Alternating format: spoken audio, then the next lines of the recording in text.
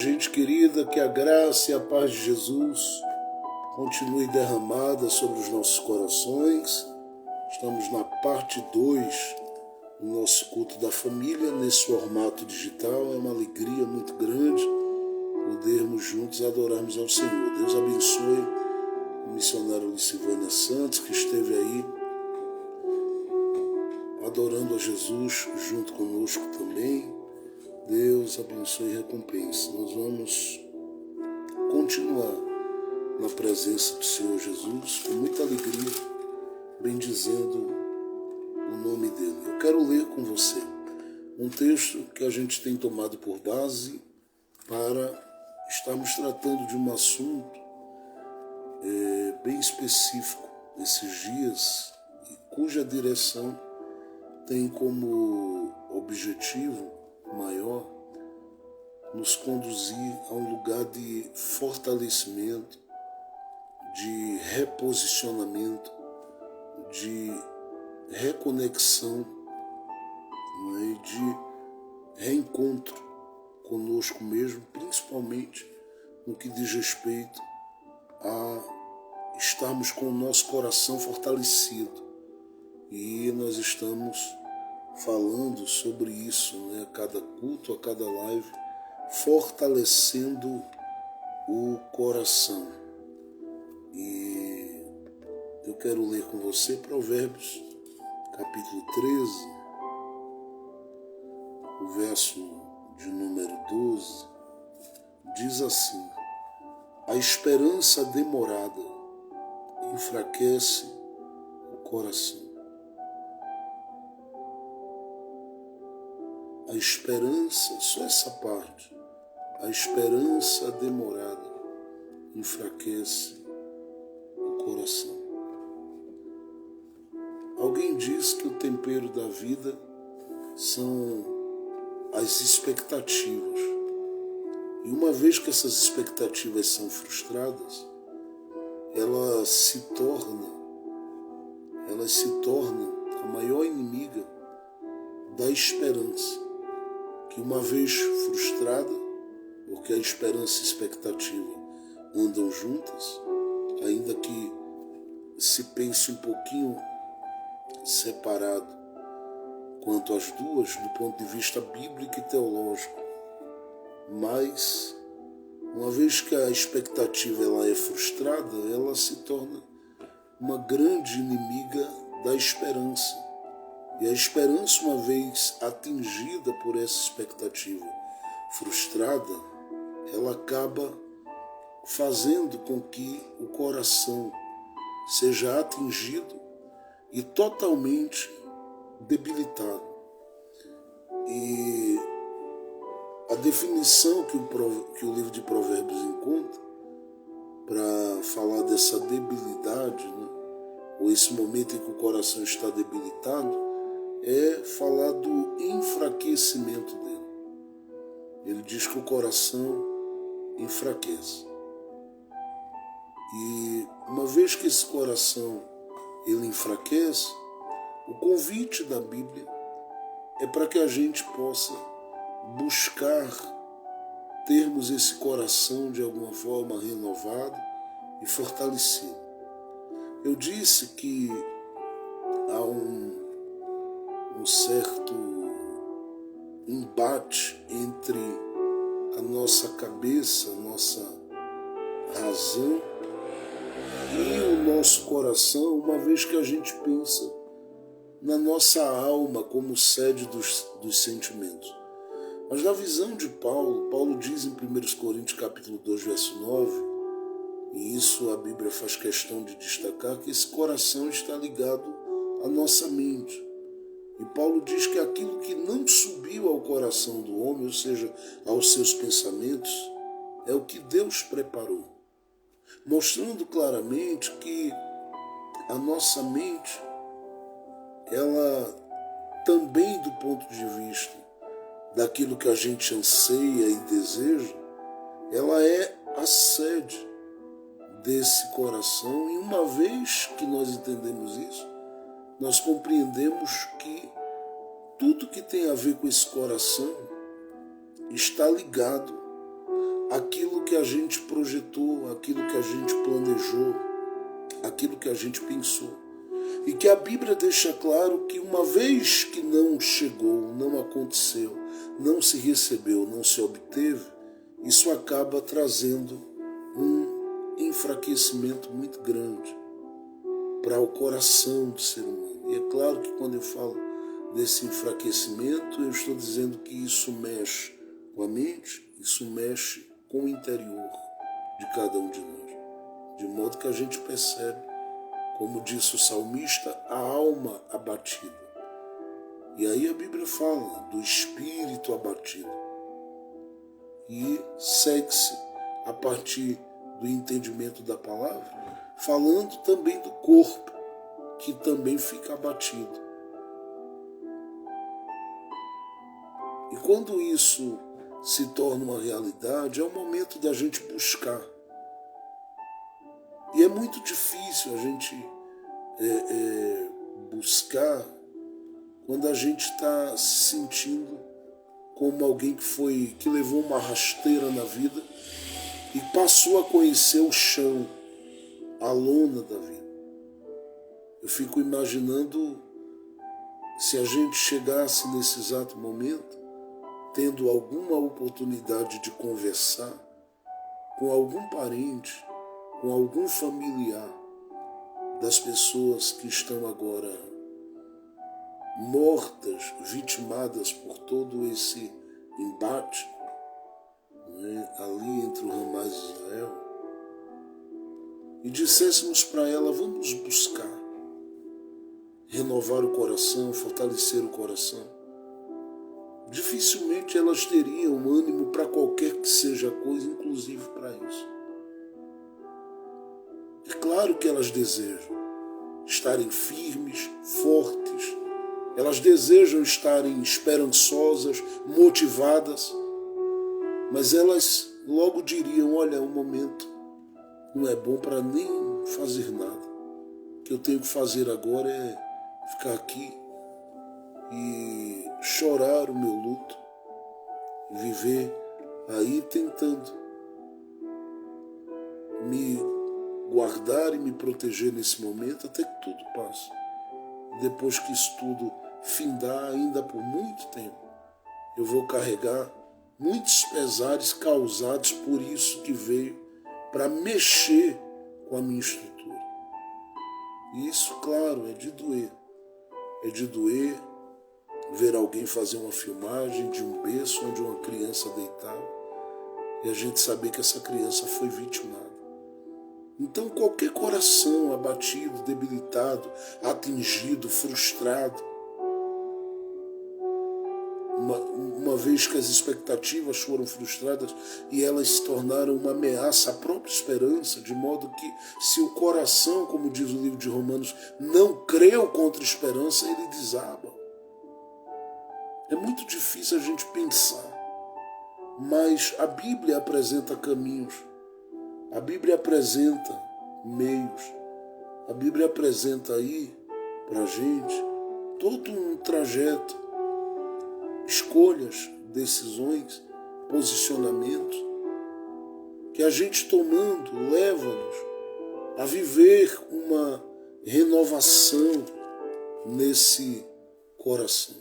Até porque eu disse aqui, logo de início, na primeira reflexão que nós tivemos, que a gente precisa se mover a partir do entendimento de que Deus tem algo preparado.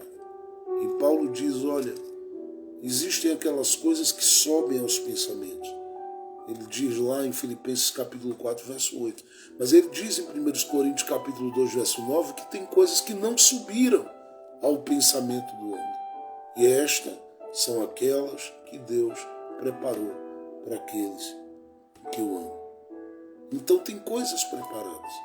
E se tem coisas preparadas, a gente precisa, a partir de agora, entender que nós não fomos chamados para nos entregarmos. Nem à fraqueza, nem à dor, nem a outra coisa que queira muitas vezes mexer com a gente e deixar a gente extremamente vítima escravo daquele sentimento, daquela coisa ruim. Não. Há uma saída, há um caminho. Há coisas que nós podemos, em Deus, buscar orientação, e isto vai fazer com que a gente se levante, isto vai fazer com que a gente se erga, isso vai fazer com que a gente se coloque na posição que Deus quer e deseja, e isto vai nos colocar realmente em uma condição um pouquinho, se não muito, um pouco melhor. E eu creio que muito, porque as coisas de Deus, uma vez que a gente busca, isso muda a nossa realidade, muda a nossa situação, muda a nossa estrutura. Mas a Bíblia diz, por exemplo, em João capítulo de número 3, sobre um homem chamado Nicodemos que buscou algo. E aquilo trouxe a ele uma revelação, um entendimento diferente, que trouxe uma modificação, eu não tenho dúvida, para a vida e para a mente dele, só porque ele buscou. Ele era um homem cheio de questionamento. Ele era um homem carregando as aflições causadas pelo envelhecimento e pelo tempo que o havia desgastado. E ele disse: pode um homem como eu, sendo velho, voltar a nascer? Ou voltar ao ventre da mãe nascer? Quando Jesus falou sobre o novo nascimento. Mas a busca dele trouxe a ele, no mínimo, uma resposta, uma instrução, uma orientação. O cego de Jericó, quando soube que Jesus passava, ele gritou e ele clamou até que fosse atendido. E Jesus disse: chamem-no. E eles foram chamar o cego. E trouxeram esse cego de Jericó até Jesus. E quando ele veio a Jesus, Jesus disse: o que queres que eu te faça? E ele disse: eu quero tornar a ver. E Jesus curou aquele cego. E ao curá-lo, ele estava deixando claro: olha aqui, o que é que a busca dele gerou.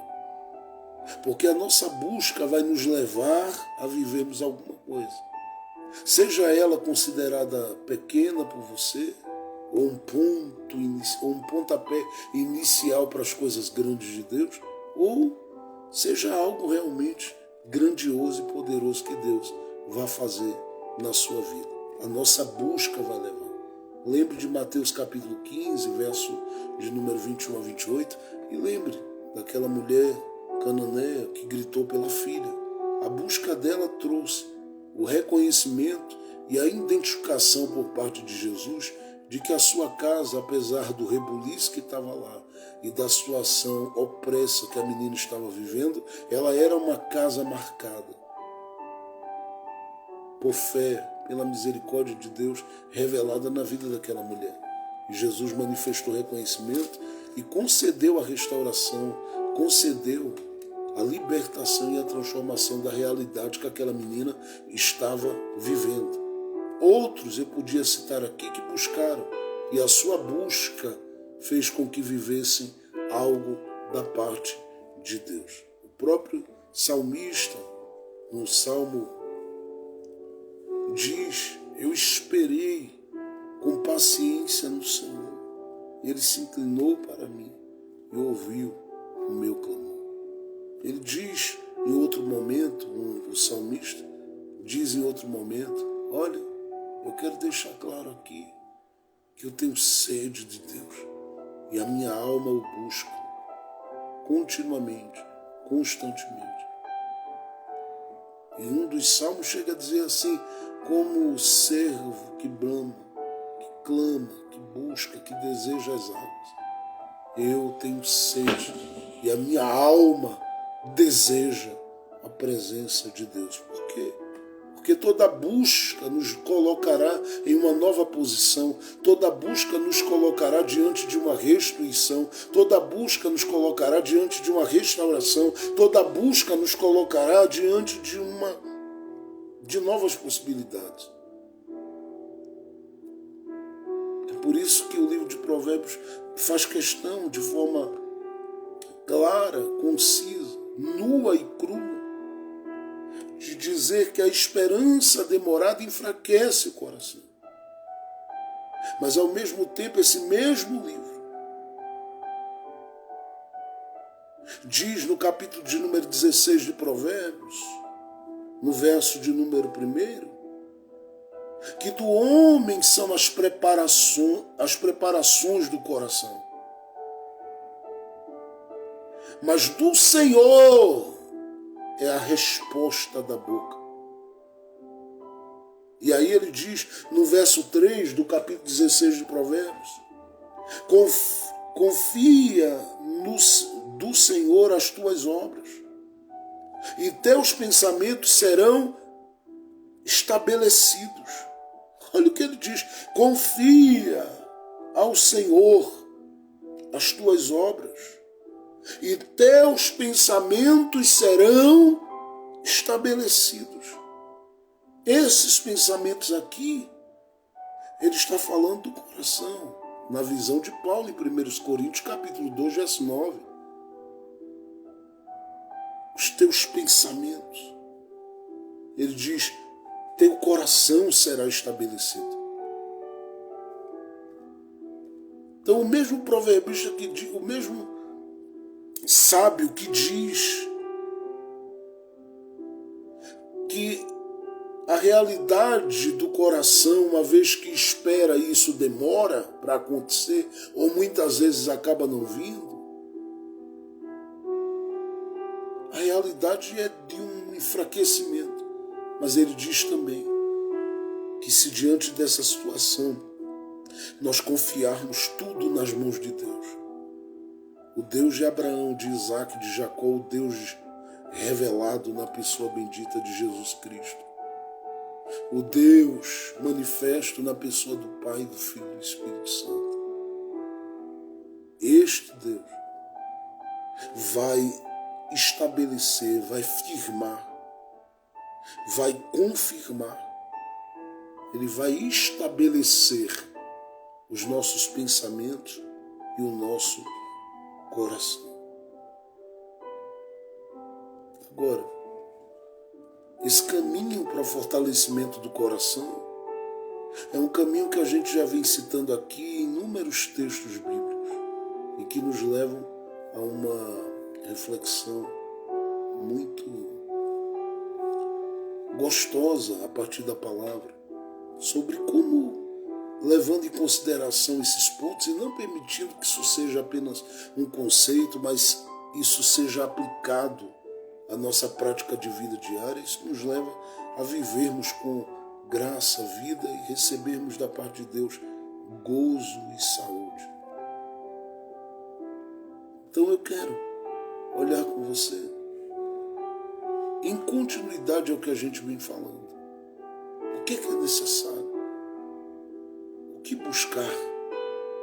O que fazer para que o nosso coração seja um coração apresentado como um coração fortalecido? Um coração que está estabelecido, como diz aqui Provérbios, capítulo de número 16, verso 1, 2 e 3. Então, antes que eu leve em consideração isso com você, vamos ler 2 textos bíblicos até que a gente volte para o ponto principal dessa nossa reflexão. Nós vamos ler 2 textos bíblicos.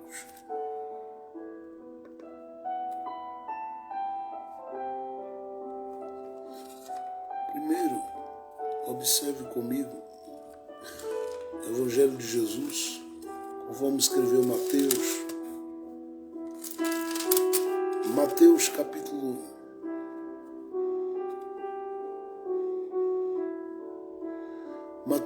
De número 6.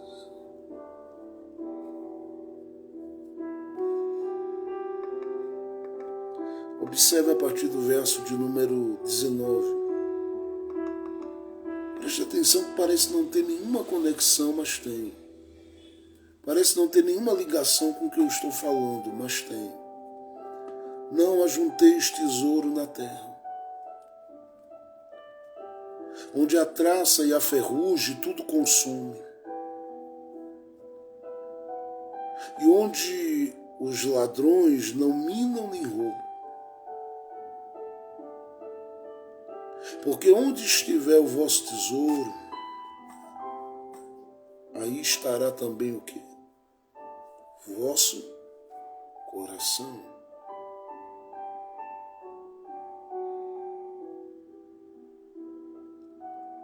Jesus deixa claro que nós temos direito a tomarmos uma decisão em nós mesmos. E a gente só pode tomar essa decisão também, claro, com a ajuda do Espírito Santo. Mas ele diz, olha, você pode viver aqui na terra todo dia, com os olhos focados em uma única direção, em uma única coisa, e tendo como meta e objetivo de vida, respirando isso 24 horas, uma única coisa. Uma única coisa. Por outro lado, você também pode decidir colocar os seus olhos em outra direção, na direção do céu. E ao olhar aqui para a terra, antes de qualquer coisa que você viva e pense aqui, você sempre vai pensar no céu como prioridade.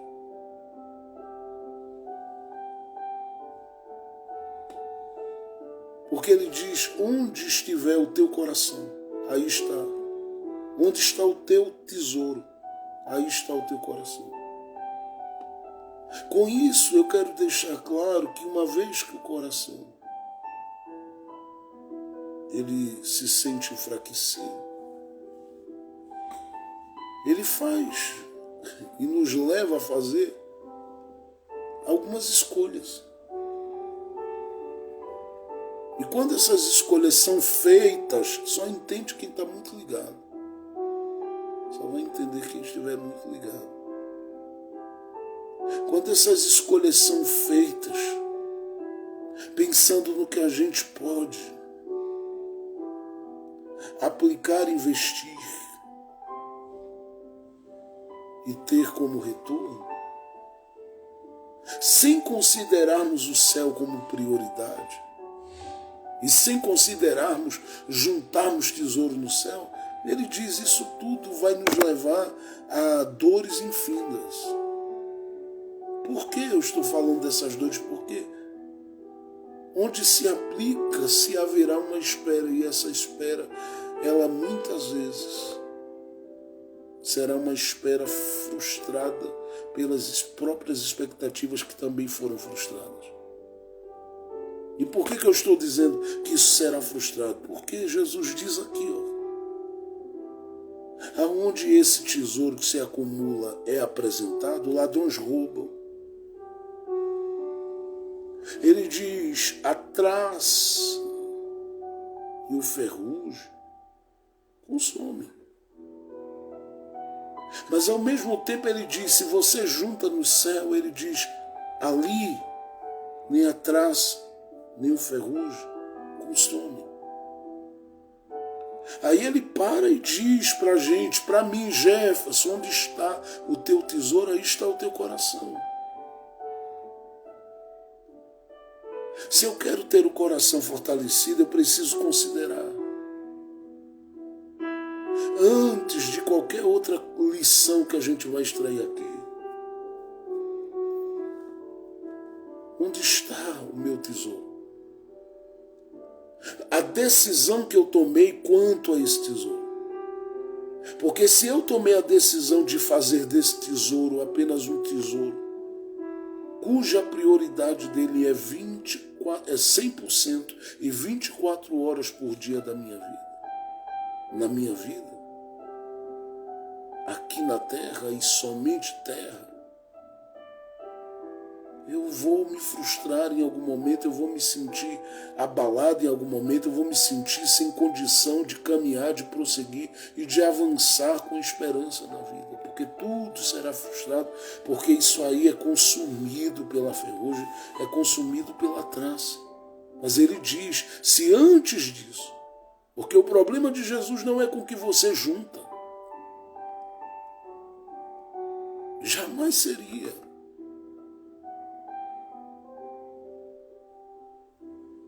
A questão de Jesus falar sobre isso é ensinar que deve vir antes de qualquer coisa na minha vida, na sua vida, na minha existência, na sua existência. Então, quando você pensa em juntar, você pensa primeiro para cima, para depois focar aqui embaixo. Por quê? Porque em cima, ou seja, o céu, garante, cuida, guarda, protege.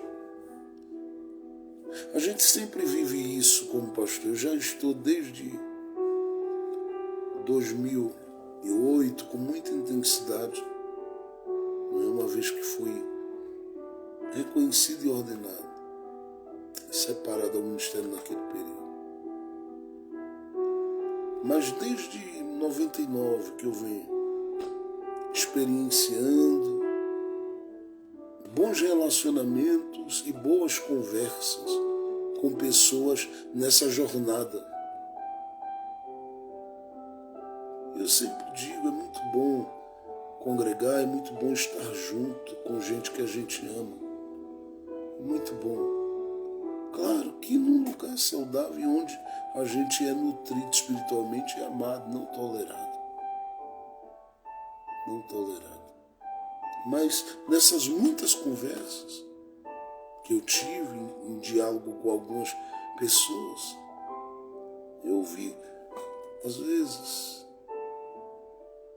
não só de pessoas em si falando algumas coisas sobre o que era prioridade para ela, principalmente quando chegava final de ano, porque tudo que ela ia fazer tinha uma prioridade e tudo que ela juntava tinha uma direção: somente terra,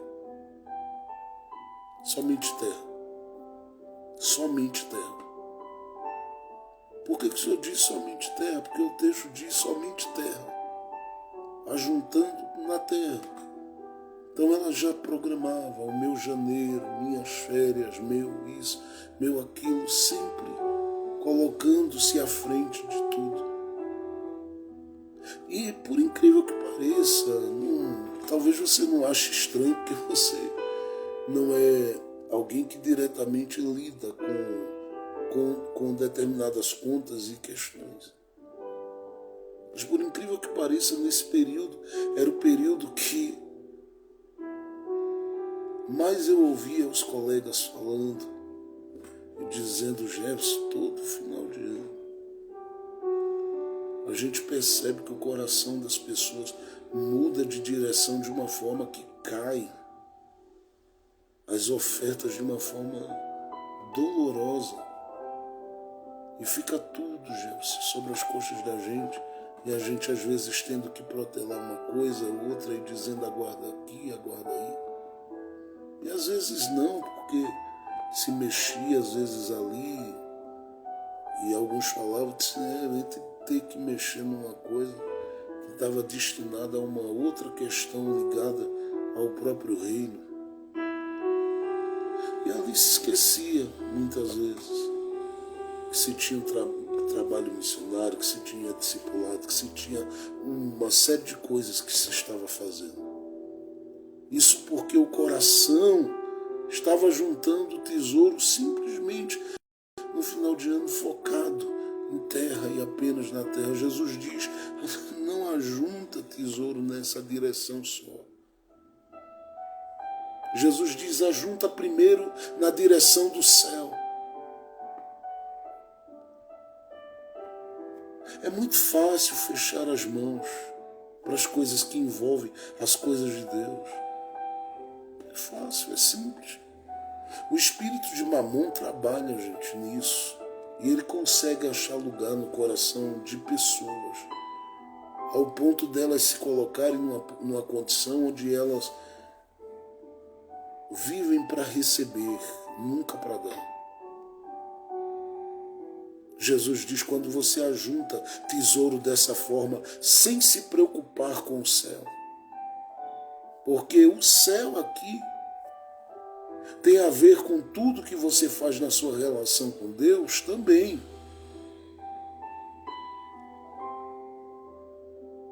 Mas todas as vezes que a Bíblia fala sobre essa generosidade, essa liberalidade que deve haver no coração de cada um de nós, ela tem como interesse mostrar para a gente que essas coisas falam ao céu e tem a ver com o céu, de modo que todas as vezes que eu estou ajuntando apenas para a terra, eu estou perdendo do céu e colocando tudo que eu estou juntando como alvo vulnerável do ataque, da traça e de outras coisas. Até porque isso na verdade é fruto de um coração seco, materialista, extremamente vazio e sem nenhuma sensibilidade pela dor do outro.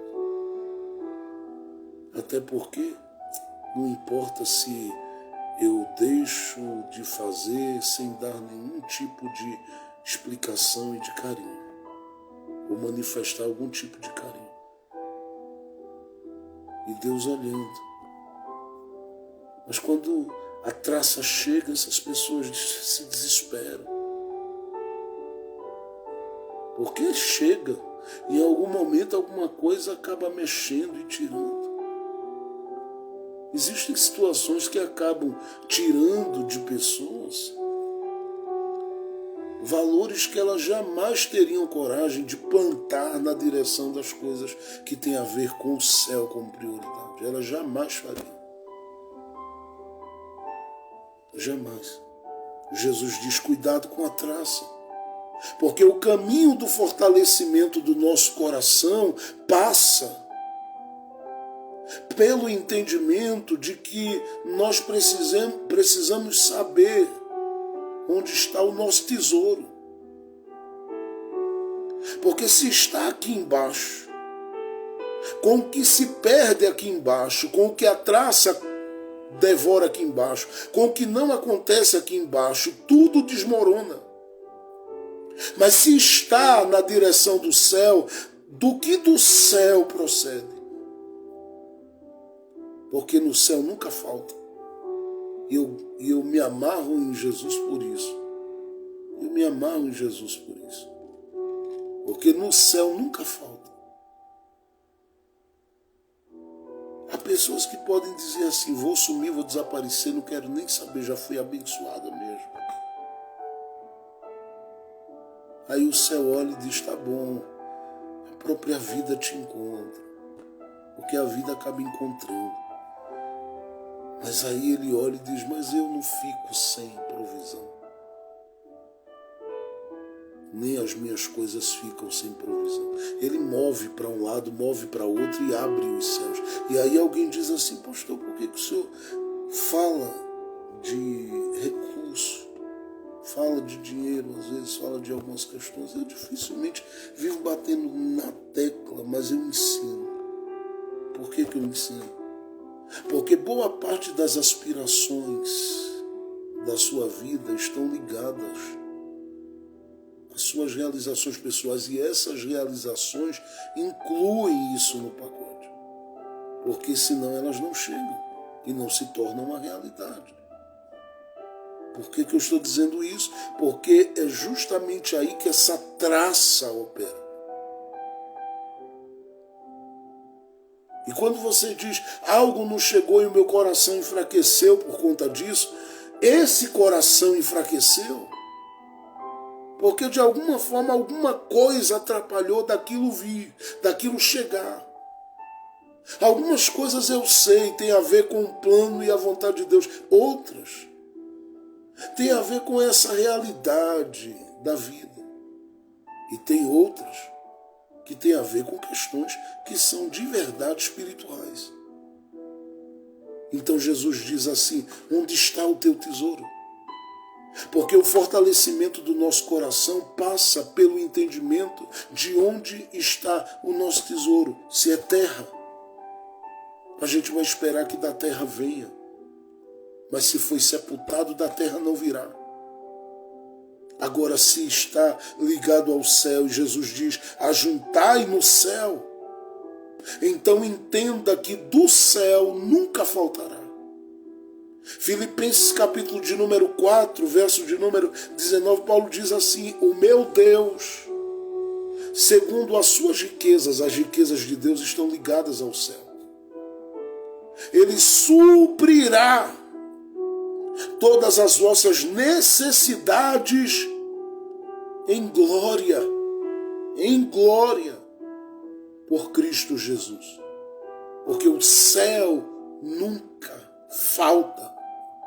O céu nunca se vê em desespero. O céu nunca se vê desprovido. Eu é que como ser humano, você que como ser humano se preocupa com uma coisa ou outra, mas Deus olha pra gente e diz: fica tranquilinho aí, porque eu estou em paz aqui. E eu tenho paz para você aí. Está tudo aqui no lugar. Mas Deus, e essas questões, e isso e aquele, Deus olhando e dizendo: não. Fique em paz, porque o que eu direcionei e disse, eu cuido. É por isso que Deus não deixou de colocar uma geração dentro da terra prometida. Por quê?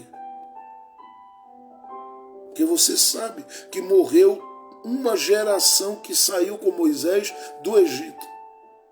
Eu penso que aquela geração que caminhava no deserto pensava: se Deus não nos colocar lá, vai colocar quem? A promessa está sobre a gente. Aí foram murmurando, reclamando e esquecendo de juntar para cima, para o céu. Só juntando na sua própria direção e em torno dos seus próprios interesses. Já se programava: que tipo de lugar maravilhoso eu vou em janeiro. E Deus olhando e dizendo: mais um ano no deserto. E eles ficam. E precisavam acordar.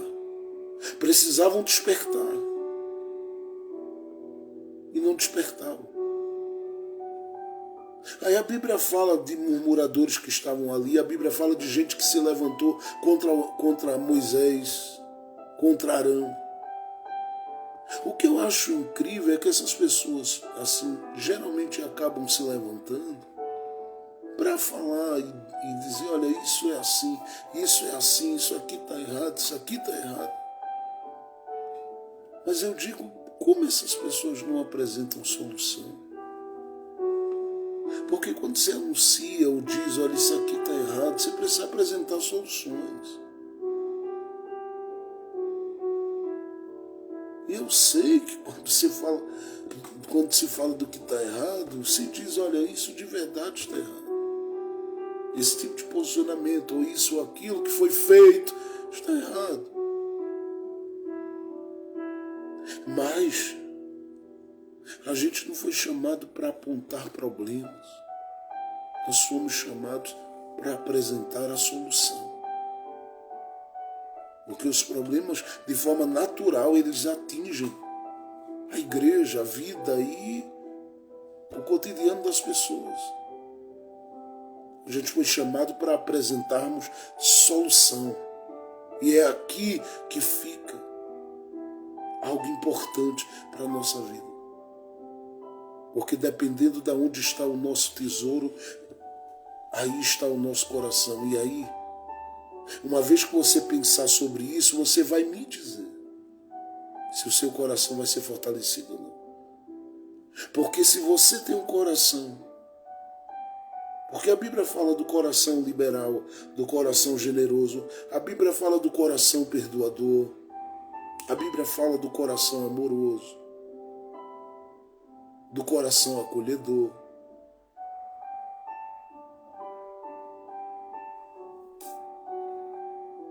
E quando eu estou citando isso, é que a Bíblia fala de pessoas com esse coração. E há um convite para que se viva com esse coração. E é fácil? Não, porque todo dia você vai lidar com interesses, intenções maldosas, pensamentos dos mais complicados e complexos de se alinhar à vontade de Deus.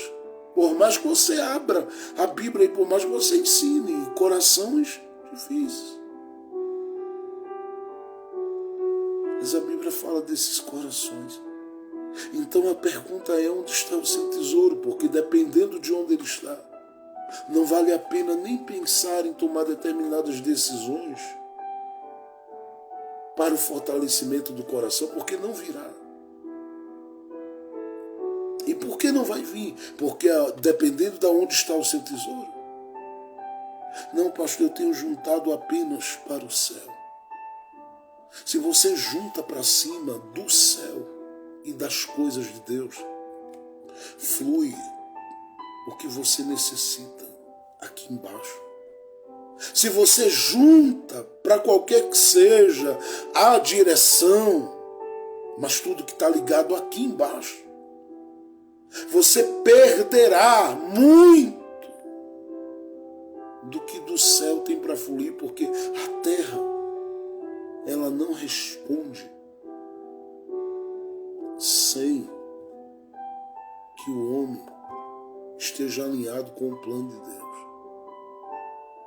Aí você me diz: pastor, por que você está dizendo isso? Por quê? Porque a Bíblia fala sobre isso. Eu estou apenas na introdução. Antes, por exemplo, da Bíblia apresentar para a gente um Abraão, um Isaac, um Jacó, um José, um Moisés, um Josué, a gente tem um Caim, a gente tem um Abel. E lá em Gênesis capítulo 4, Deus disse ao Caim: Caim, eu estou ouvindo a terra e a voz do sangue do teu irmão clamando por justiça. E eu lá sou tutor do meu irmão, Deus. Você fez o mal a ele. Deus faz algumas coisas por Caim naquele dia, manifestando graça. Talvez pensando em Adão, Eva e pensando nos demais. E a história é real. A história é real. Ela aconteceu. Ela aconteceu. É só você se perguntar se o desencontro que houve do coração de Caim com Abel, ele ainda acontece. Você vai saber que a história é real.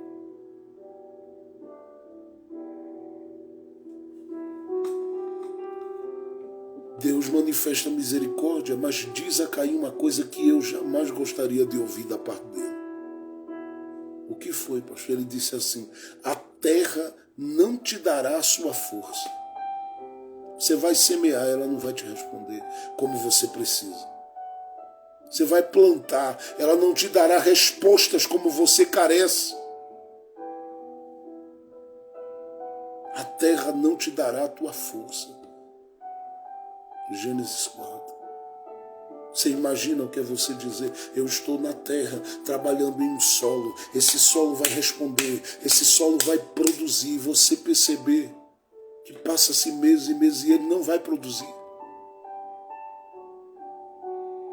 Gente, se a terra não desse a sua força para mim, para você, nós não estaríamos há mais de 3 anos aqui pregando, ensinando todo dia e orando com todo amor e carinho por pessoas de manhã, de tarde, de noite, de madrugada, porque a doação é muito grande do coração e da alma pela dor de quem sente, porque gente aflita, gente angustiada, gente cansada, gente arrebentada procura a gente, você nem imagina. São muitas as dores e a gente vive orando com essas pessoas, intercedendo, pedindo a Deus para que o Senhor cubra, guarde. Nós não estaríamos aqui se a terra não desse a sua força, porque quando a terra retém, nada se sustenta de pé.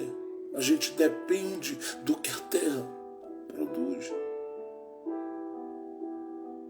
E aí é você quem colhe do solo e você que diz, vou plantar uma semente. Por que eu estou dizendo isso? Porque tudo ali envolve o coração. Deus disse, Caim, por que o teu semblante está desse jeito? Se teu coração estiver ligado ao bem, serás aceito. Mas se estiver ligado ao mal, não.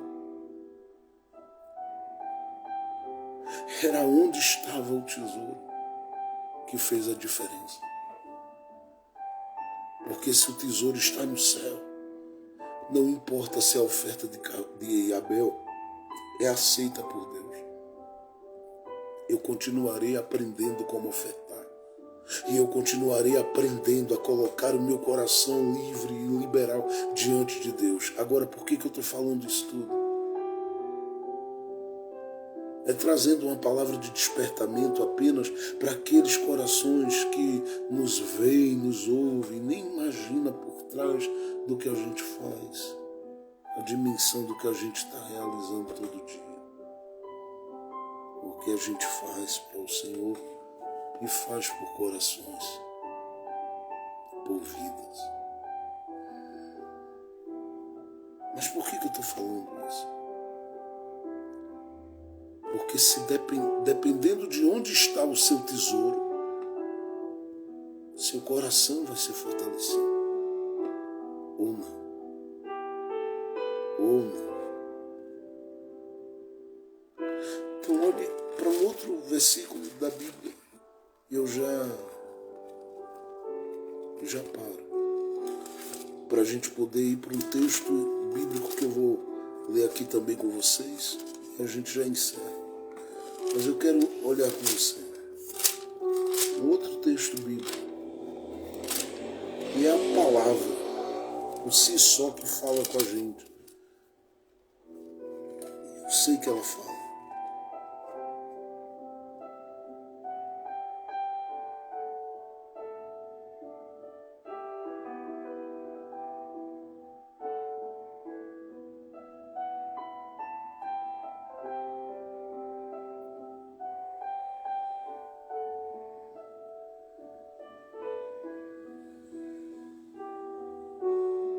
Observe o capítulo, 2 Coríntios, capítulo 8. Observe aí, 2 Coríntios, segunda carta de Paulo aos Coríntios, capítulo 8, verso de número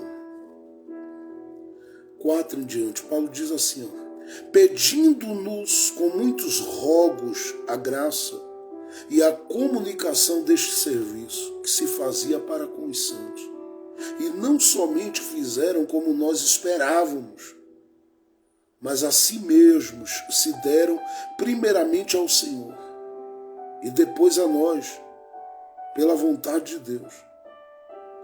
De maneira que exortamos a Tito que assim como antes tinha começado, assim também acabasse esta graça entre vós. Portanto, assim como em tudo abundais em fé, olha que palavra, verso 7, marca esse versículo 7.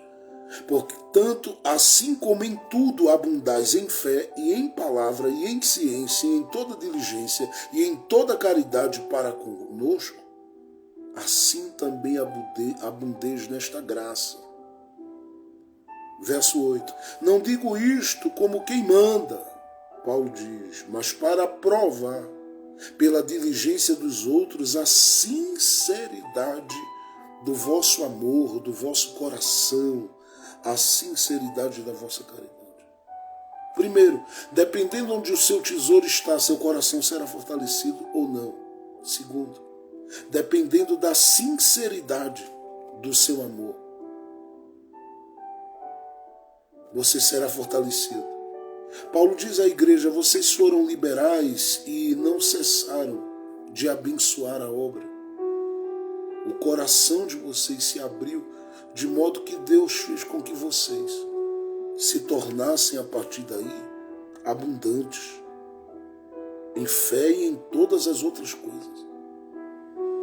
E isso aconteceu porque o coração de vocês foi um coração sincero. O coração de vocês foi um coração sincero. Então, pensando nessas duas bases, nesses dois pilares, que me fazem discernir se o meu coração está apto para ser fortalecido, ou se ele será simplesmente engolido pelos processos da vida. Eu quero olhar num texto bíblico com você. Eu quero que você volte o seu olhar com muito, mas muito carinho para a palavra de Deus. Abra comigo a sua Bíblia no segundo livro do profeta Samuel. Segundo livro do profeta Samuel. E eu quero ler com você no capítulo de número 9. Segundo livro do profeta Samuel, capítulo 9.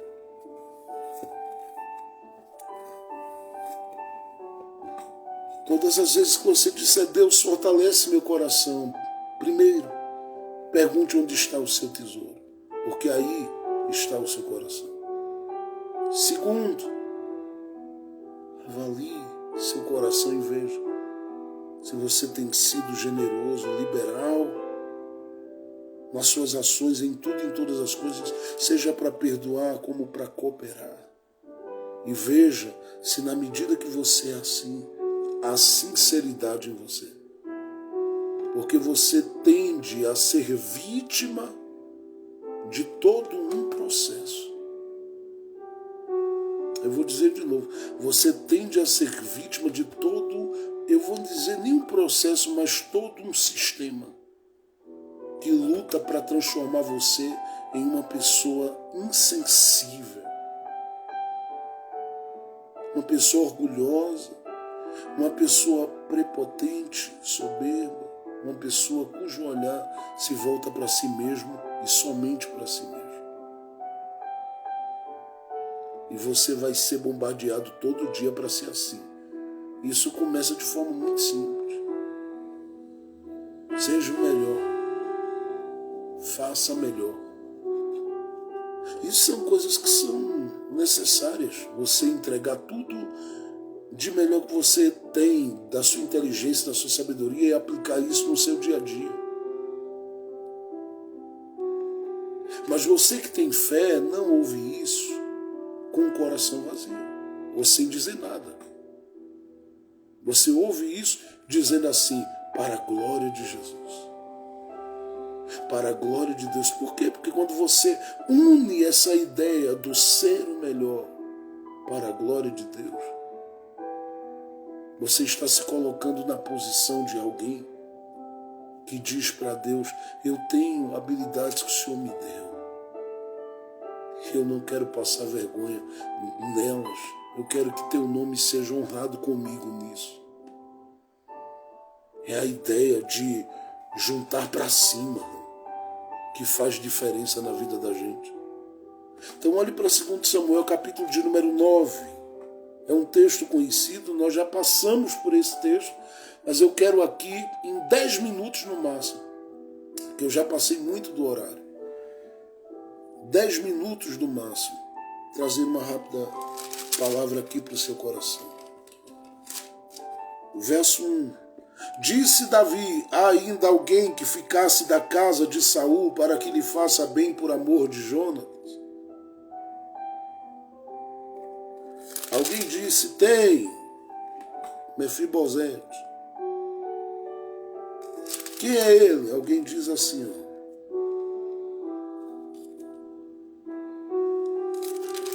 Olha o verso 4. E disse-lhe o rei, onde está?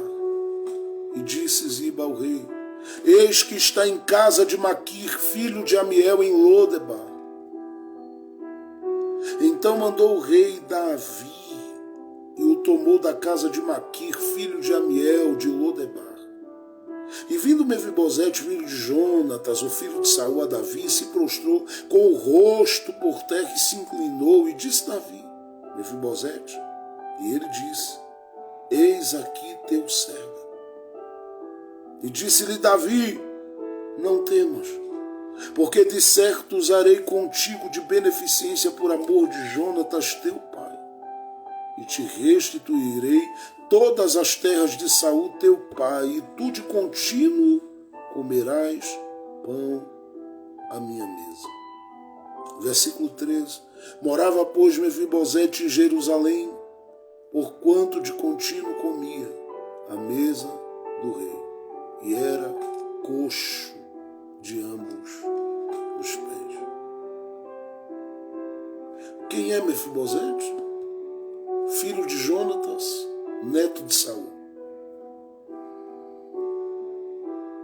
Por que ele vive essa experiência doída do alejume? E por que ele é apresentado aqui como um coxo? Foi algo natural? Algo que aconteceu desde o seu nascimento? Não. Nós sabemos, com base em 2 Samuel capítulo 4, verso 4, que ele levou uma queda.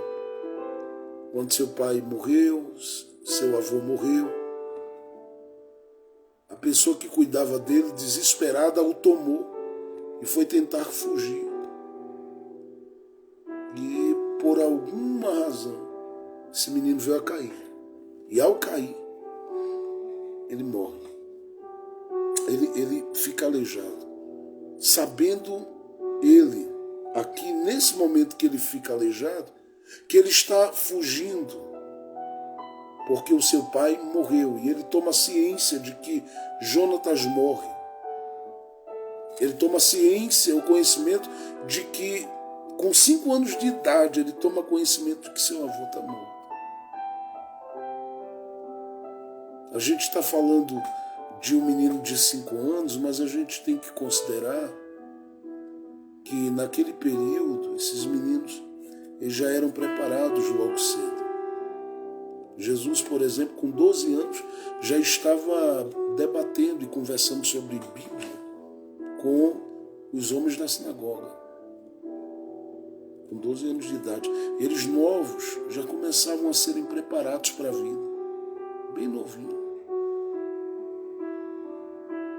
Então ele toma ciência, olha, você está fugindo, eu estou te levando para essa fuga, e tudo isso aqui eu estou fazendo porque seu pai morreu. E ele tomando essa consciência de que Jonatas e Saul morreram, ele leva uma queda ali, não se sabe a razão. Mas essa ama vai tentar fugir com ele e tudo mais. E disse, vamos, Mefibosete, a gente precisa sair dessa, vamos junto. E ele cai. Chega ali a uma situação, a viver uma situação ali, a partir dessa queda, que o deixa coxo. Não se sabe bem. Acredita-se que ele é o homem que tem que se mover com muletas. Outros, em outra condição, se arrastariam. Mas essa ama que não aparece mais na história, porque eu fiquei procurando algumas vezes, na medida que eu lia Samuel, o livro de Samuel, eu fiquei pensando, por que ela não aparece na continuidade? Alguma coisa aconteceu. Ela precisava viver, precisava trabalhar. Eu sei que ela vai e coloca esse menino por alguma razão na casa de Maquir, filho de Amiel, em Lodebar.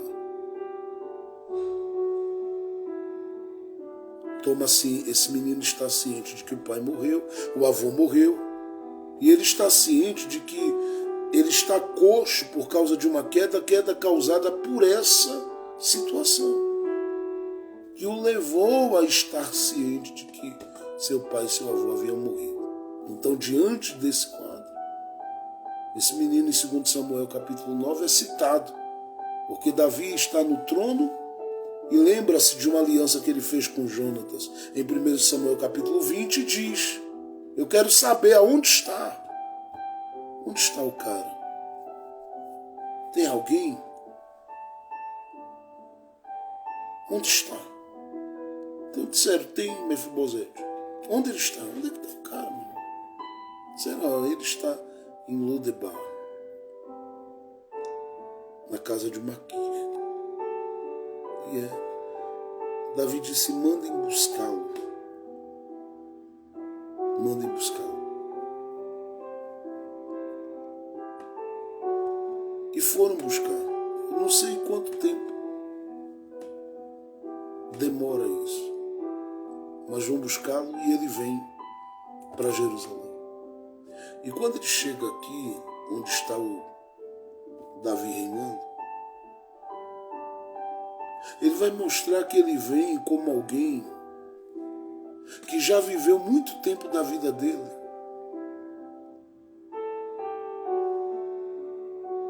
Pensando o que seria a vida dele se o pai não morresse, se o avô não tivesse morrido. Será que ele seria o coxo que era? Será que ele lidaria com as dores que ele estava lidando? Será que ele lidaria com as crises que muitas vezes tomavam conta do seu interior? Eu não tenho dúvida disso. Ou será que ele viveria uma vida mais suave e mais tranquila? É claro que a presença de Jonatas como pai o defenderia de muita coisa. E eu creio que se Jonatas estivesse vivo, Davi, por causa do amor que tinha a Jonatas, tinha cuidado e dito, Jonatas, você vai ficar por aqui do meu lado. Vamos trabalhar junto. Só que Jonatas morre. E agora esse menino tem que aparecer diante de Davi. E vai aparecer já não como um menino, mas já como alguém desenvolvido e numa situação como quem depende das muletas para chegar no lugar do seu objetivo. E aí ele vive essa situação de ver alguém chegar e dizer, o rei mandou te buscar, vem para cá, vamos embora. Que é isso, o rei me mandou me buscar. Vem medo, vem insegurança, vem tudo. Só quando ele entra na sala, ele entra com esse coração de quem já esperou tanta coisa e a vida não ofereceu. De quem já desejou que se comprovasse tanta coisa, inclusive que ele era um príncipe. Não conseguiu.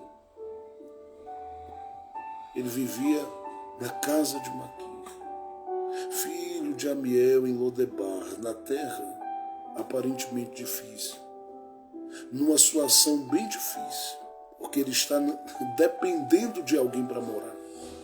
É algo horroroso, é terrível. Ele está dependendo de alguém para morar. Depende de alguém para comer. Depende de alguém para vestir. Agora ele está sendo tirado e levado até Davi. E diante de Davi vem a questão. O que é que Davi quer comigo? E Davi diz, você é Mefibosete. Quando ele diz assim, eu sou teu servo, muita coisa acompanha essa expressão de Mefibosete. Por quê, pastor Jefferson? Porque esta expressão de Mefibosete, ela carrega consigo todo o enfraquecimento vivido por expectativas que se frustraram, por uma espera demorada, por coisas que não vieram e não aconteceram, e por coisas que, se forem, não voltariam. Ele teve que aprender a se resolver na vida, na dependência das pessoas.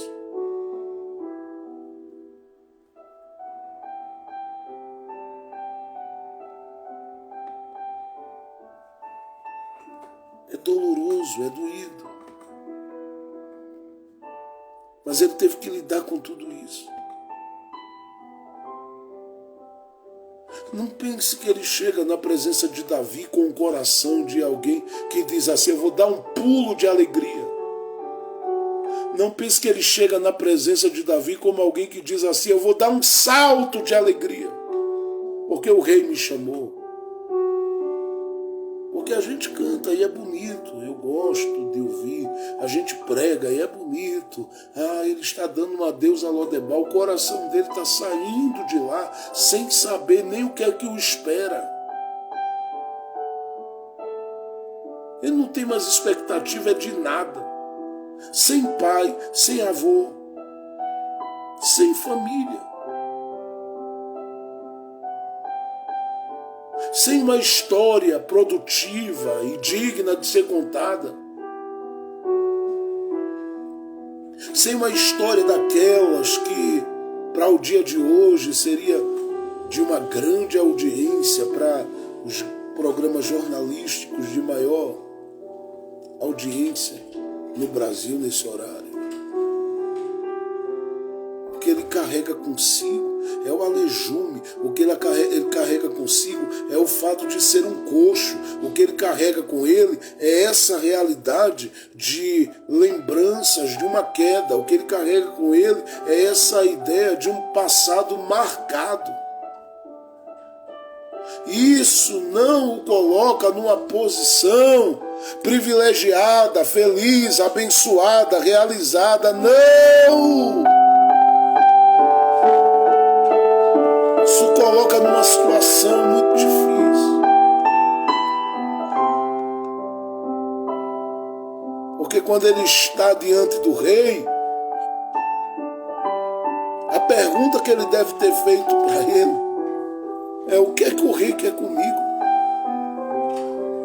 Quando ele está diante do rei, a pergunta que ele quer fazer ou pode fazer para o rei é: do que se trata esse diálogo que o rei quer ter comigo? Ele deve ter se perguntado por ele mesmo: para que eu sirvo dentro de um palácio? Porque de repente o rei diz para ele: você é Mefibosete? Ele diz: sou eu, teu servo. E o rei diz: pois bem, eu vou manifestar misericórdia para contigo por amor do teu pai Jonatas. Aí vem o peso de algo que eu sei que fazia parte da cultura da época, de uma identificação que estava estabelecida na cultura da época. Eu sou um cão morto. Mas aquilo, quando Jonatas é citado, pesa, porque ele diz: eu sou alguém sem pai, eu sou alguém sem ninguém que me defendesse na vida. Eu sou alguém sem ninguém que se importasse. Eu sou alguém que machucaram e machucaram com força. Eu sou alguém que a vida machucou de verdade. Não sou um homem cheio de esperança. Não sou um homem cheio de motivação. Não sou um homem aí que cheguei aqui com vontade de saltar e de alegrar-me. Sou alguém que vim trazido. O que o Senhor quer de mim? Ele disse: eu quero manifestar misericórdia. Misericórdia? Tá bom, vou voltar para Lodebar. Não, você vai ficar aqui. E duas coisas eu vou fazer por você. Primeiro, você vai ficar habitando aqui. Segundo, eu vou te restituir tudo que era do teu pai. É uma situação que mexe com Mefibosete. Ele diz: quem é o teu servo? Um cão morto. Alguém cuja vida deu um jeito de abalar os sonhos, abalar a estrutura física, mexer com tudo aqui dentro e me colocar numa condição que eu, como homem, não me vejo. Não me vejo em reino, não me vejo em palácio, não me vejo em lugar de honra, não me vejo em grandes portas, não me vejo em grandes oportunidades, não me vejo em coisas grandiosas de Deus na minha vida. Por quê? Porque eu tenho toda essa coisa comigo, de um histórico de queda, de um passado disso, daquilo. Ele olha e diz assim: acabou! O que é que o Senhor quer de mim e comigo? O que é que o Senhor quer com um cão morto? O que é que o Senhor quer com um servo? O que é que o Senhor quer com alguém que carrega essas machucaduras todas da vida? O que é que o Senhor quer comigo, rei? E o rei olhando para ele e dizendo: eu quero que você se aproprie do que é seu. Eu quero que você desfrute do que é seu. Eu quero que você usufrua do que é seu. Eu quero que você se permita viver com o que é seu. Eu quero que você volte a sonhar. Eu quero que você volte a acreditar. Mas para isso, você precisa ter o seu coração fortalecido. Porque você não se vê no cenário mais. Quando o coração enfraquece, você não se vê em cenários de honra, você não se vê em boas portas, você vê a idade passar e você diz: para mim acabou, vai dar para todo mundo, menos para mim. Você não se vê mais incluso, você não se vê mais inserido, você não se vê mais como alguém que está destinado a esta realidade de bênção, de vitória, de coisas boas. Você se auto-exclui. E eu quero dizer para você: ei! Sua vida não acabou. Existem coisas para você viver, você vai viver. Existem coisas para você desfrutar e você vai desfrutar. Existem coisas que você ainda vai experimentar e você vai experimentar. Para isso, tome um posicionamento a partir de agora. Mergulhe em Deus, esteja em Deus. Se envolva com Deus. É preciso fazer, saber onde está o seu tesouro, ser sincero no seu amor, e todas as outras coisas elas vão começar a se abrir como lição para você agora. Porque quando Davi diz: eu quero usar de misericórdia para com você, o que fortalece o meu coração é considerar como verdade para a minha vida que há misericórdia ainda disponível para mim. E essa misericórdia é misericórdia para os defeituosos, para os caídos, para os quebrados, para os partidos, para os detonados na vida. Não é só para os perfeitos e que se consideram extremamente bons e santos. Misericórdia para os quebrados. Davi disse: eu quero usar de misericórdia. Davi estava dizendo: ei, nesse reino tem uma misericórdia disponível para você. Quer ter o seu coração fortalecido? Descubra onde está o seu tesouro. Apresente a sua sinceridade. E diante disso, você não vai ter dificuldade com a misericórdia. Porque caso contrário, a misericórdia ela vai se tornar uma adversária sua. Você vai olhar e gritar para ela: mas eu não mereço, eu não sou digno. E ela vai dizer: não é mesmo. Quem disse que essa misericórdia é misericórdia para quem é digno? É misericórdia para todo o que se reconhece pecador diante de Deus. Davi disse: misericórdia por amor ao teu Pai. O que Mefibosete tem que fazer aqui para ter o coração fortalecido? porque ele já não se via mais incluso, não se via, ele não sonhava com mais nada, não, é Lodebar, vida assim, vida aqui, desse jeito, para sempre, sem melhora, sem alegria, sem produtividade, sem multiplicação, sem nada, e Deus olhando e dizendo, calma aí, as coisas não vão terminar assim. Como não, Deus, se eu estou com o coração despedaçado, dilacerado, eu estou assim, quebrado. Deus olhando e dizendo, abraça-te com a misericórdia. Creia na misericórdia, que se renova a cada dia, todo dia. Você crê nisso? Que ainda há no reino misericórdia disponível para você, mesmo você chegando arrastado, mesmo você chegando com o seu tum-tum-tum das muletas aí. Você crê que tem misericórdia disponível para você? Há uma misericórdia à sua disposição.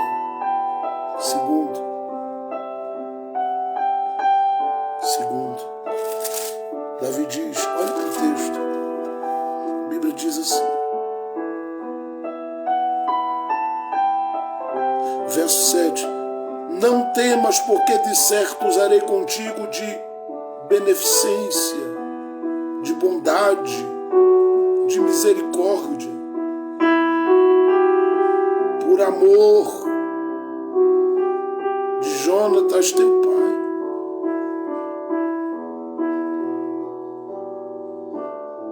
Aí ele diz assim, e te restituirei todas as terras de teu pai, e te restituirei todas as terras de Saul teu pai.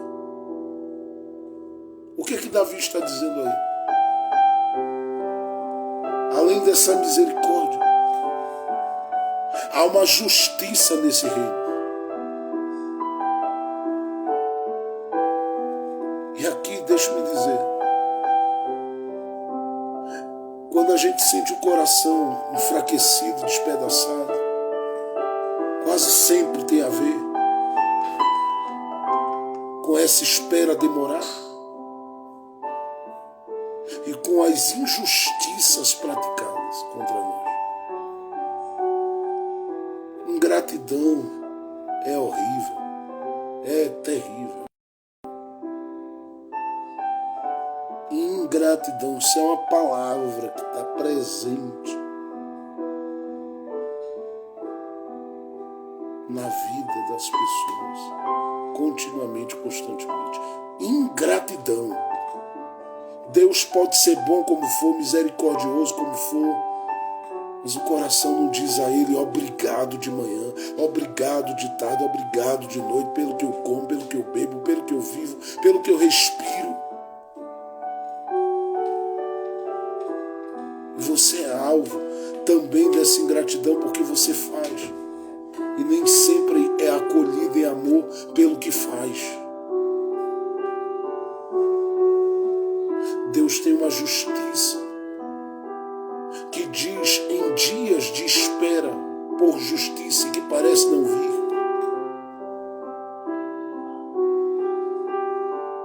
que há uma restituição acontecendo a partir de hoje.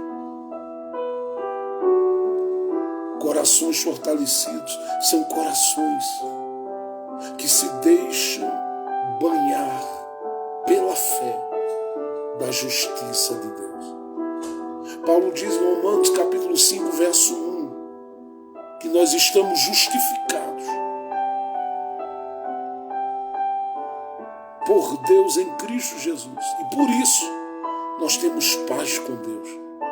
E eu digo não só com Deus, mas de Deus em nós, de Cristo Jesus em nós, do Espírito Santo em nós. Nós temos a paz que excede todo entendimento. O que eu estou dizendo é que há uma justiça. Deus te enche, Deus te cerca de misericórdia, mas te banha e te cobre com a justiça dele. A justiça aqui diz ao príncipe, primeiro, príncipe, você não vai ficar fora do seu lugar. Segundo, A justiça diz aqui, príncipe, você não vai viver uma realidade que não é a realidade que você foi estabelecido para viver. Você não vai ficar em Lodebar, morando de favor, vivendo na dependência e desfrutando das moedas que alguém passa na sua cara. Deus vai te fazer abundante. Deus vai abrir portas inimagináveis. Deus te mostrará caminhos. Deus criará caminhos. Deus te dará oportunidades. E o nome dele será glorificado na sua vida. Davi disse: vou te restituir. O que é isso? Há uma justiça trabalhando por você aqui, Mefibosete. E essa justiça é a justiça que considera a fidelidade do seu pai. A justiça que considera o que é seu por direito. A justiça que considera o que você carece, o que você precisa. Pega essa justiça e se apropria dela pela fé, dizendo assim: Deus, eu creio na justiça do Senhor em meu benefício. Paulo diz em Romanos 8, verso 31, se Deus é por nós, quem será contra nós? Essa justiça está trabalhando, é por isso que eu sei que você vai dar um salto na sua história e na sua vida. É por isso que eu sei que você vai dar um salto na história da sua família. Você vai viver coisas ainda que você nunca sonhou e nunca pensou. Deus tem mais para você. É por isso que eu sei que Deus vai abrir os céus em benefício da sua vida. Porque há uma justiça nesse reino. Corações fortalecidos são corações que reconhecem que há uma justiça disponível. Que há uma justiça manifesta por Deus em tempos de injustiça. É um príncipe passando fome, é um príncipe vestindo mal, é um príncipe morando mal, e Deus olhando e dizendo: eu não aceito isso e não vou deixar isso acontecer.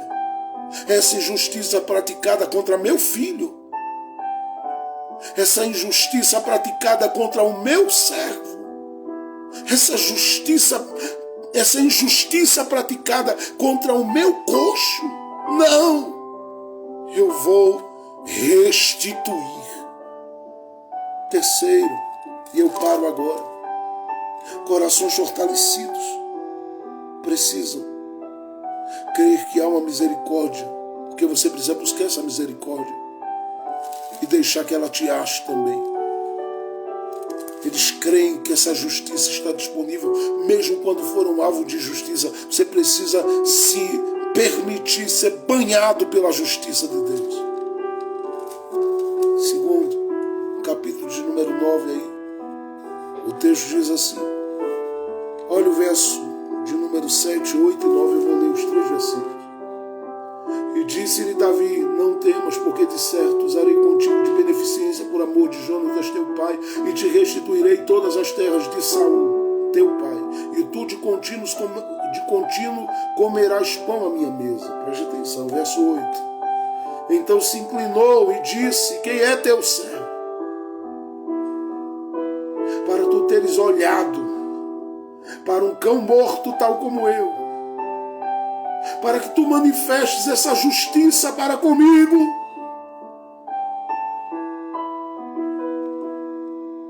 O texto diz, então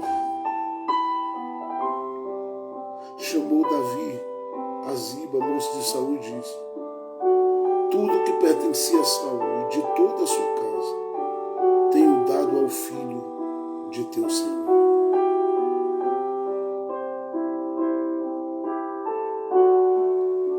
Mefibosete se choca com a misericórdia e a bondade manifesta, com a justiça operando em favor dele. Mas tem uma outra coisa que ele se choca. É com a inclusão que está disponível. E é bom que você entenda, essa inclusão não era uma realidade para todo mundo. Porque Davi já tinha dito e deixado ali, registrado. No meu palácio, no meu reino, eu não quero aleijado nem doente por aqui.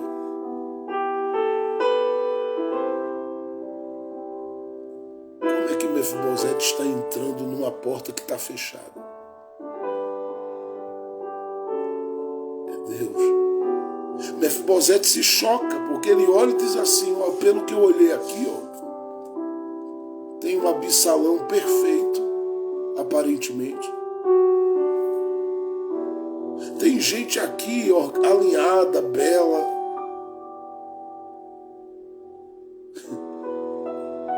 O que é que eu, com esse defeito meu, eu vou fazer aqui? E Davi dizendo, no reino há espaço para os debilitados, para os machucados, para aqueles que sofreram alguma circunstância que alterou alguma coisa no seu físico. No reino tem espaço para tudo isso. No reino tem espaço para tudo isso. E aí fica uma questão. Se no reino tem espaço para tudo isso, para a gente ser. Não, pastor, por que o senhor está dizendo isso? Porque não estou falando do reino apenas em que Davi é rei. Eu estou falando do reino em que Jesus é rei. Há espaço para os debilitados, para os quebrados, para os cansados, também para os deficientes. Davi disse, você vai comer pão comigo à minha mesa, cara. E ele olha e diz, não é possível. Eu não tenho nem condições de ficar muito tempo de pé, quanto mais sentado numa mesa dessa, honrada e honrosa, onde o rei está cercado dos melhores. Não me cabe aí. O rei diz, se no meu reino tem misericórdia, se no meu reino tem justiça, no meu reino também tem inclusão.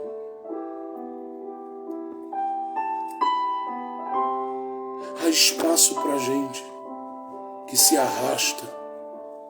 Há espaço para gente doída. Há espaço para gente dolorida. Há espaço para gente. Davi, como é que eu vou subir essa rampa aqui? Ele disse, como é que eu vou entrar aqui para chegar aqui e tal? Ele disse, não se preocupa não, vai ter gente para te conduzir. A gente vai até adaptar isso aqui, ó, para você ver. Porque o seu lugar não é fora da mesa. O seu lugar é na mesa. Eu não sei quantas pessoas conseguem crer nessa palavra essa noite, nem quantas vão crer ainda através do canal no YouTube ou estão crendo nessa palavra. Mas eu quero dizer hoje que há espaço, porque o reino é o reino que Davi está mostrando aqui a Mefibosete. É um reino cheio de misericórdia. Tem misericórdia e tem bondade aqui. Foi Davi que escreveu que Deus nos cerca de bondade e misericórdia no Salmo 23. Esse reino tem misericórdia, esse reino tem bondade, esse reino, em segundo lugar, tem justiça. Mas esse reino também tem um espaço específico para os quebrados. É por isso que quando Isaías profetizou sobre o ministério de Jesus, o rei dos reis, ele disse, o ministério dele será um ministério onde ele vai pegar quem está oprimido, vai libertar. Ele vai pegar quem está ferido, vai sarar.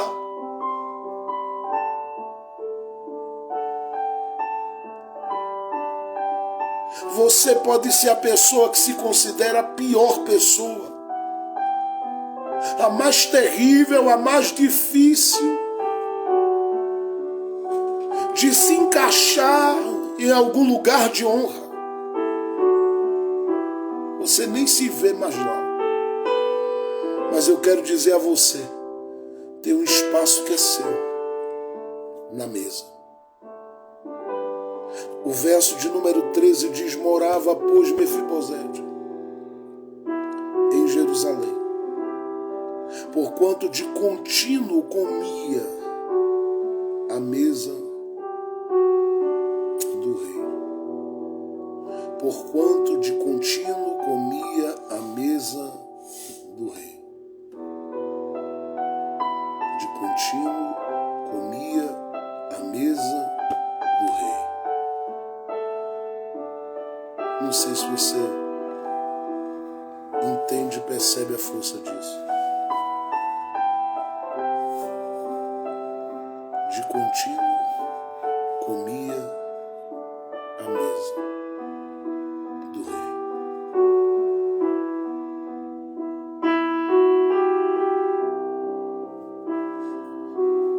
Sabe o que é isso? Todo dia. Eu estou parando aqui para você refletir.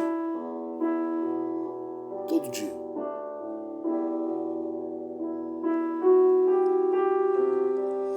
É uma mudança muito grande de geografia, uma mudança nos relacionamentos, uma mudança de contato. O contato que ele tinha toda manhã. Eu sei que Maqui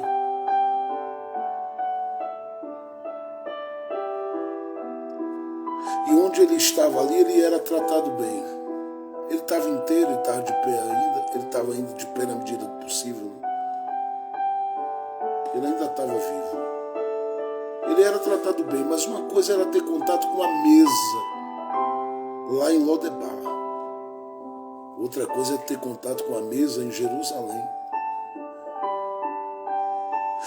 E ter contato com a mesa no lugar onde o rei está. A mesa do rei. Todo dia ele tem acesso a essa mesa.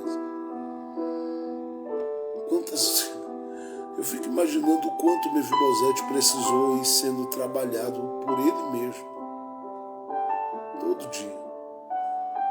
Porque ele saiu dali com 5 anos, ele não conheceu com profundidade esse contexto do palácio. Mas ele aprendeu algumas coisas, eu não tenho dúvida. Ou tinha raras lembranças de algumas coisas. Ou boas lembranças de alguma coisa. Mas ele vive isso tudo. E você olha para o texto. E o texto diz: todo dia estava lá na mesa. Deus estava trabalhando na mente de Mefibosete, dizendo para ele: você vai viver uma nova adaptação a partir de hoje.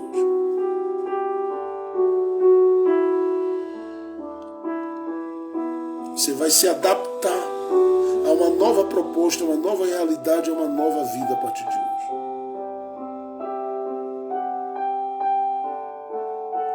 Você se acostumou com Lodebar, veio para cá se considerando um cão morto. Sendo príncipe, se via apenas como servo, não como príncipe.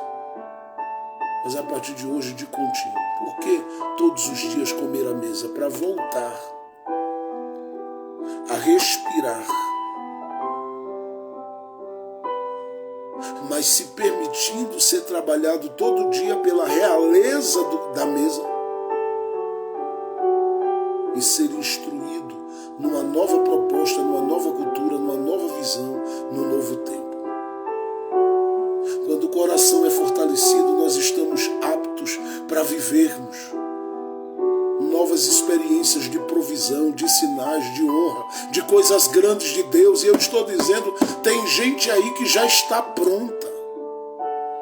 Tem gente que está me ouvindo que já está pronto para viver.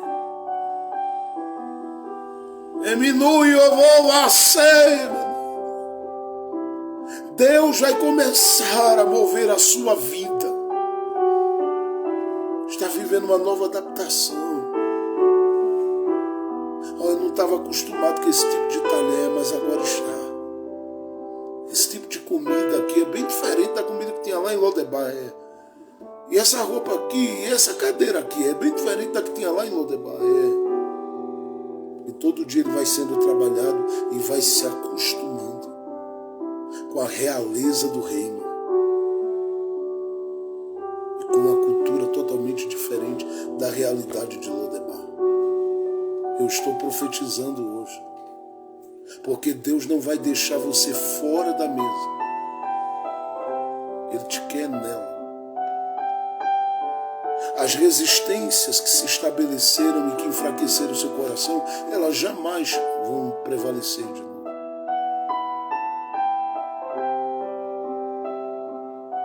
O tempo que passou, experiências amargas, que nada vai falar mais alto do que tudo que é comunicado todo dia à sua mente e ao seu coração na mesa.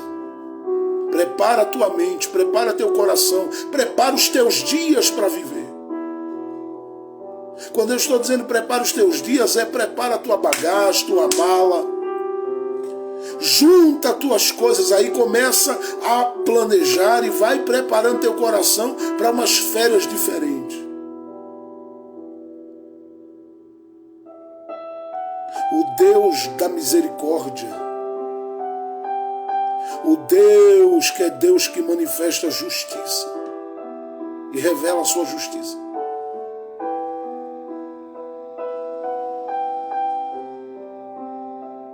O Deus que inclui, que insere, que contextualiza os deficientes, os quebrados, os arrasados da vida, está dizendo: ei, chegou sua hora!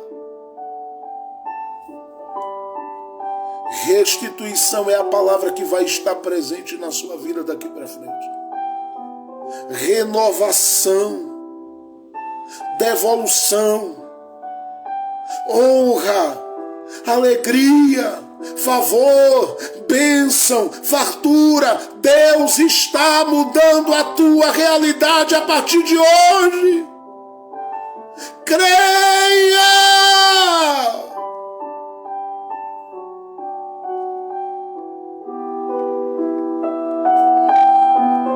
Prepara teu coração para uma semana onde você vai começar a sentir o cheiro da comida da mesa.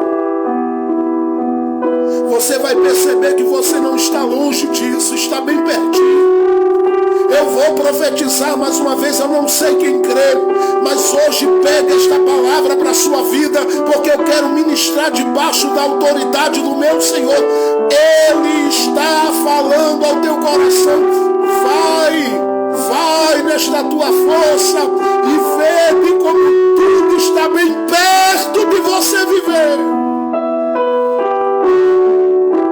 Se abrirão novas oportunidades, se colocarão diante de você novas oportunidades, se abrirão novas portas.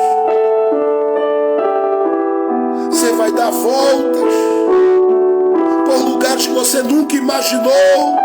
Vai respirar coisas que você nunca imaginou. É Deus quem está abrindo as portas de uma forma tremenda para a sua vida. Emoias. Derigedianas. Endio como Ribidibias. Endegedacando como Noromas. Feche seus olhos por 30 segundos. Receba o abraço de Deus pela ação do Espírito Santo agora. Sinta o cheiro da comida. Veja como a mesa está forrada já pela fé. Vede quantas portas vão se abrir, quantos negócios você vai fazer. Vede como Deus vai mudar a história da tua casa, do teu casamento, da tua família. Deus está olhando para toda essa situação, está dizendo: chega de estar em Lodebar, carregando a promessa de príncipe, carregando o sangue de príncipe, carregando o direito de príncipe. Deus está te colocando em uma nova realidade a partir de hoje. Eu vim profetizar.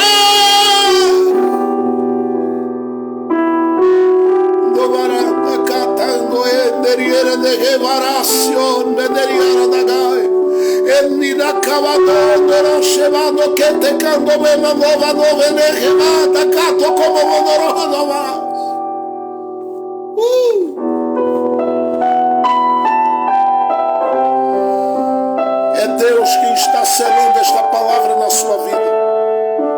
Não ficará em Lodebar, não ficará em crise, não ficará em meio às dores. Você vai respirar, vai viver um tempo novo. Eu estou dizendo, não importa a deficiência, a crise, não importa o que te segurou aí, Deus ainda é gracioso para contigo. Ele vai manifestar a fidelidade dele. E eu estou te dizendo, o rei está dizendo, é hora da mesa, é hora da mesa, é hora da mesa, é hora da mesa.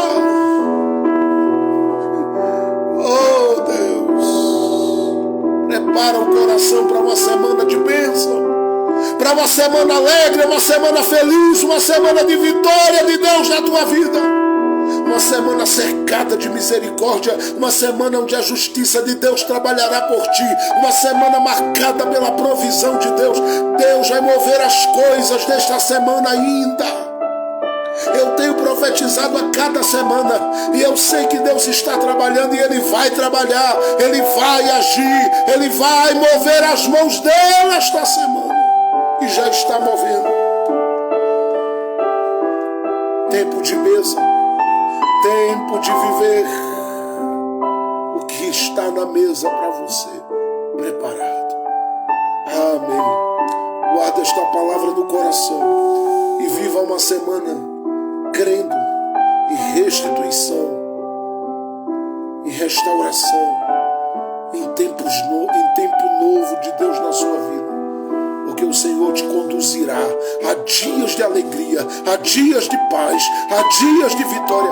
Tu viverás com a tua casa e os teus o melhor tempo da tua vida, porque maior é quem está contigo neste caminho, maior é quem está contigo na estrada, maior é quem está contigo no caminho. Deus está manifestando misericórdia, justiça e está dizendo, vou incluir. Não se auto-exclua, Deus tem um lugar de honra para você. Pai, muito obrigado por esta noite na tua presença. Obrigado pelos louvores que chegaram ao teu trono e pudemos sentir a tua presença real se manifestando no nosso meio. Obrigado pela tua palavra. Obrigado por este culto e por este ambiente, Pai, onde nós podemos, a partir daqui, compartilharmos a tua palavra. Obrigado por teus filhos estarem conectados conosco, crescendo a cada dia em fé, em esperança e a partir da tua palavra. Esta palavra não tem a ver, Senhor, com outra coisa, a não ser com a vontade do Senhor de cuidar, de suprir, de mostrar aos teus filhos quem eles são diante de ti. Porque eles são filhos amados do Senhor. E eles não vão ficar em Lodebar nem em terra seca. Dê vitória ao teu filho.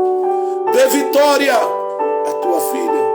Dê vitória à casa de cada um de nós. Para a tua glória e o teu louvor. No nome de Cristo Jesus. Para a glória de Jesus. Amém, amém e amém. Deus abençoe a todos. Tenha uma semana de paz e vitória, uma semana de portas abertas. Você não vai acordar amanhã para mais notícias, mas para boas notícias. Deus mostrará a você que Ele é fiel, que Ele cuida, que Ele age, que Ele supre tudo e todas as coisas na sua vida. Confia, espera, anda, avança e deixa Ele trabalhar em você e por você. Deus te abençoe, que o amor de Deus, a graça de nosso Senhor e Salvador Jesus Cristo, a doce consolação do Divino Espírito Santo, seja com todos nós, hoje, agora e para todos sempre. Amém, amém e amém. A paz do Senhor Jesus. Deus abençoe, irmão Souza. Deus abençoe, irmã Jeane.